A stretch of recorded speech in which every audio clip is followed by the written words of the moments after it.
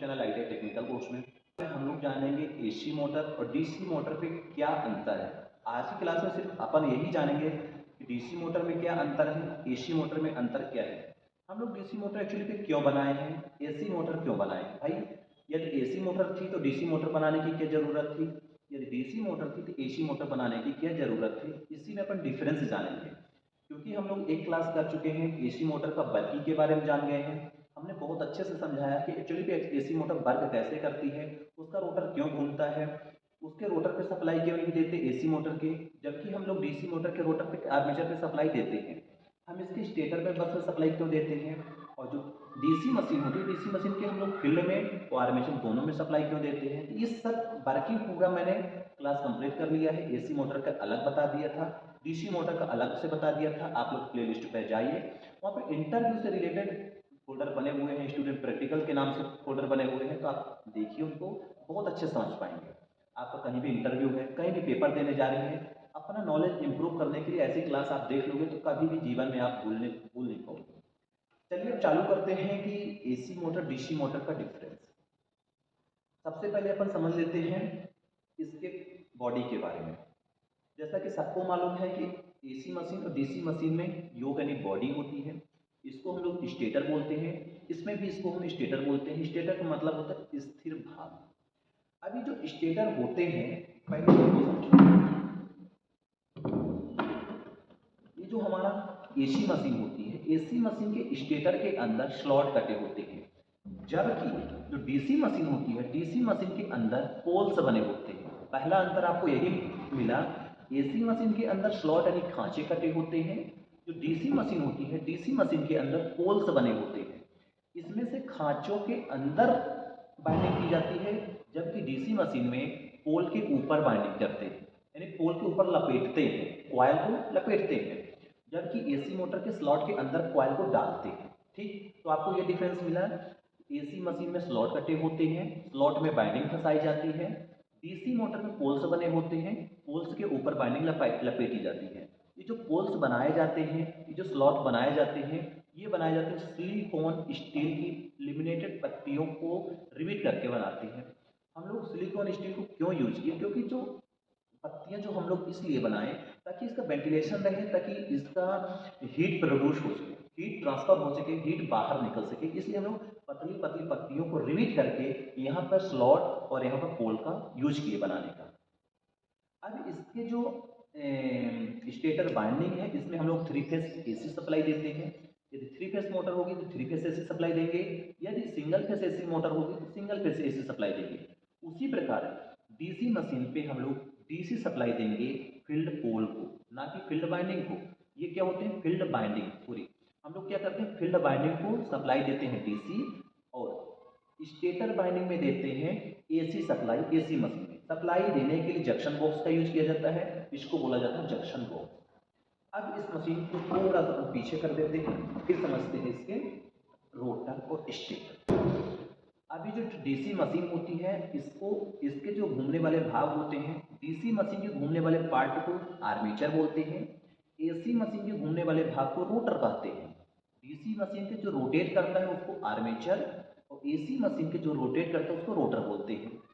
अब DC machine के जो आर्मेचर होता है तो उसके आर्मेचर में भी बाइंडिंग की जाती है, जबकि एसी मशीन के रोटर में किसी भी प्रकार की बाइंडिंग नहीं की जाती। डीसी मशीन के आर्मेचर की जो बाइंडिंग होता है उसको हम लोग सोल्डरिंग कर देते हैं कम्यूटेटर पे। कम्यूटेटर का फंक्शन बताता हूँ, रुक जाओ। कम्यूटेटर पे ज्वाइंट कर देता हूँ या कम्यूटेटर पे सोल्डरिंग कर देता हूँ। जब हम लोग एसी मोटर में किसी प्रकार के बाइंडिंग नहीं करते तो वहाँ पर किसी भी प्रकार के कम्यूटेटर, किसी भी प्रकार के स्लिपरिंग, किसी भी प्रकार की सोल्डरिंग करने की आवश्यकता नहीं होती। जब इस एसी मशीन के स्टेटर पे हम लोग 3 फेज सप्लाई देते हैं तो यहाँ पर रोटेटिंग मैग्नेटिक फील्ड जनरेट होता है। रोटेटिंग मैग्नेटिक, समझना कैसे, रोटेटिंग मैग्नेटिक फील्ड जनरेट होता है, यानी यहाँ पे घूमने वाला चुंबकीय फ्लक्स जनरेट होता है। जबकि डीसी मशीन में जब डीसी सप्लाई देते हैं तो यहाँ पे फ्लक्स जनरेट होता है मगर रोटेट नहीं करता, क्योंकि यहाँ पे डीसी सप्लाई दिए हैं। डीसी सप्लाई का नेचर यही होता है, वो सीधा स्ट्रेट चलती है, किसी भी प्रकार की रोटेट नहीं करती। जबकि एसी जो सप्लाई होती है प्रत्यावर्ती होती है, अल्टरनेटिंग होती है। अल्टरनेटिंग होने के कारण ही इसमें जो मैग्नेटिक फ्लक्स जनरेट हो रहा है ये प्रत्यावर्ती के कारण रोटेट करता है। डीसी होने के कारण यहाँ पे पोल जनरेट हो रही है, फ्लक्स जनरेट हो रहा है, मगर रोटेट नहीं कर रहा है।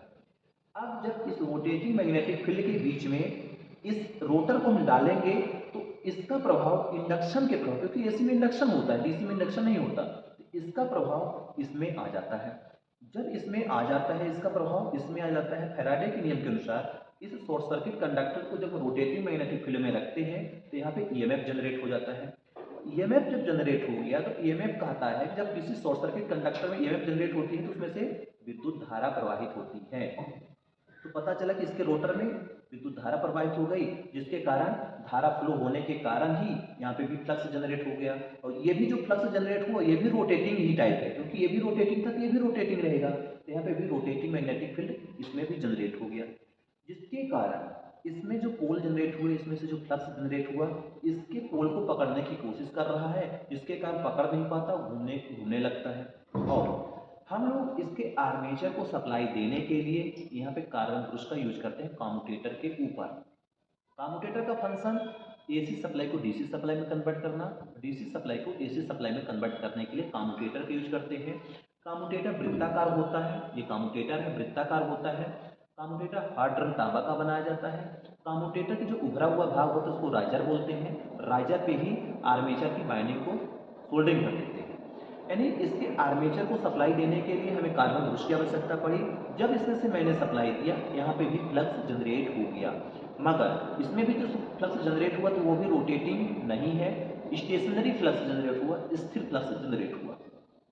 अब ये स्थिर फ्लक्स इसके स्थिर फ्लक्स के विपरीत जनरेट हुआ, यानी यहाँ पे नॉर्थ हुआ, यहाँ पे साउथ हुआ, तो पता चला यहाँ पे साउथ हुआ, यहाँ पे नॉर्थ हुआ, तो यहाँ पे भी इसके प्रभाव फैराडे के नियम के अनुसार ये भी इसके प्रभाव में आ गया, जिसके कारण ये भी रोटेट करने लगा।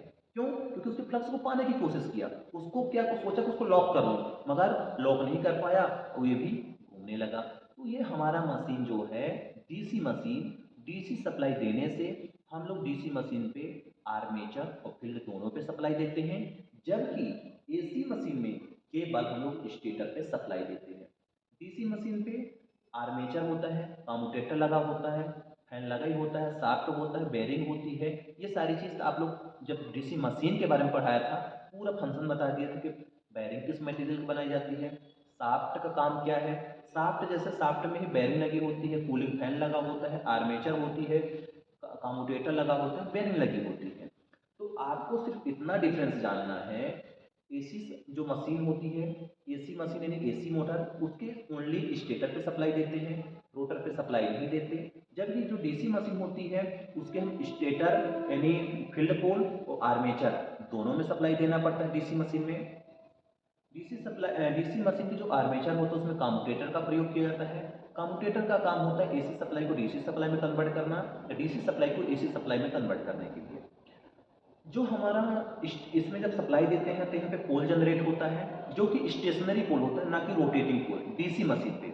उसी प्रकार जब हम इसमें जब सप्लाई देते हैं इसमें आर्मेचर पे, तो यहाँ पे भी ईएमएफ प्रोड्यूस होता है, धारा प्रवाहित होती है, यहाँ पे भी मैग्नेटिक फ्लक्स जनरेट होता है। अब उसी प्रकार जब हम एसी मशीन में सप्लाई देते हैं तो एसी सप्लाई देने के कारण यहाँ पर रोटेटिंग मैग्नेटिक फील्ड जनरेट होता है, जबकि डीसी में रोटेटिंग मैग्नेटिक फील्ड नहीं जनरेट होता, ओनली एसी मशीन पे ही रोटेटिंग मैग्नेटिक फील्ड जनरेट होता है। जब इस रोटेटिंग मैग्नेटिक फील्ड के बीच में हम ये रोटर को रखते हैं तो उसका प्रभाव इसमें आ जाता है इंडक्शन के प्रभाव के कारण, जबकि ये उसके प्रभाव के कारण ये भी घूमने लगता है, रोटेट करने लगता है। यही डिफरेंस है डीसी मशीन और एसी मशीन। अब हमने जो डीसी मशीन बनाया था, क्यों बनाया?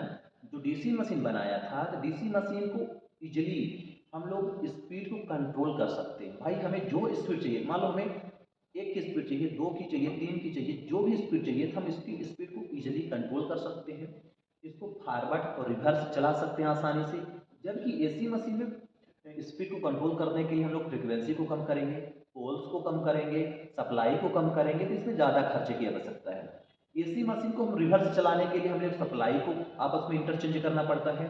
उसी प्रकार इसको इसकी स्पीड को, इसके गति को परिवर्तित करने के लिए इसके फील्ड पोल के फील्ड फ्लक्स की सप्लाई परिवर्तित कर देंगे, ये भी मोटर विपरीत चलेगी, या आर्मेचर के सप्लाई को परिवर्तित कर देंगे, इसकी मशीन उल्टी चलने लगेगी। इसलिए हम लोग डीसी मशीन का जो टार्क होता है थोड़ा हैवी होता है, एसी मशीन के कंपैरिजन। आपने देखा होगा ट्रेनों में डीसी मशीन का ही यूज किया जाता है। ऐसा क्यों? क्योंकि जो डीसी मशीन होती है उसका टार्क बहुत हैवी होता है। डीसी मशीन फॉरवर्ड रिवर्स दोनों ऑप्शन पे तुरंत घूमने लगती है, उसमें खर्चे कम होते हैं फॉरवर्ड रिवर्स घुमाने के लिए, इसलिए डीसी मशीन को बनाया गया। डीसी मशीन छोटी छोटी मशीन से लेकर बहुत हैवी हैवी तक बना सकते हैं, तो उसका खर्चा कम होता है बनाने के लिए या रोटेटिंग गति परिवर्तित करने के लिए। वही चीज़ हम एसी में करेंगे, एसी में ज़्यादा खर्चा है, इसीलिए हम लोग को दोनों टाइप की मशीन बनाना पड़ा। ये जो मशीन है और ये जो मशीन है, ये डीसी मशीन का पूरा काम था, ये थे एसी मशीन। अब आप लोग को कुछ भी डाउट लगता है तो आप लोग कमेंट कर सकते हो। इतना तो मैं समझा चुका हूँ कि आप लोग को कहीं भी किसी भी प्रकार के डाउट नहीं होना चाहिए। फिर भी ऐसा लगता है कि कुछ मैंने छोड़ दिया है, छूट गया गलती से, आप लोग कमेंट कर देना, मैं कमेंट के माध्यम से आपको जानकारी दे दूँगा। मिलते हैं नेक्स्ट क्लास में। जय हिंद, जय भारत।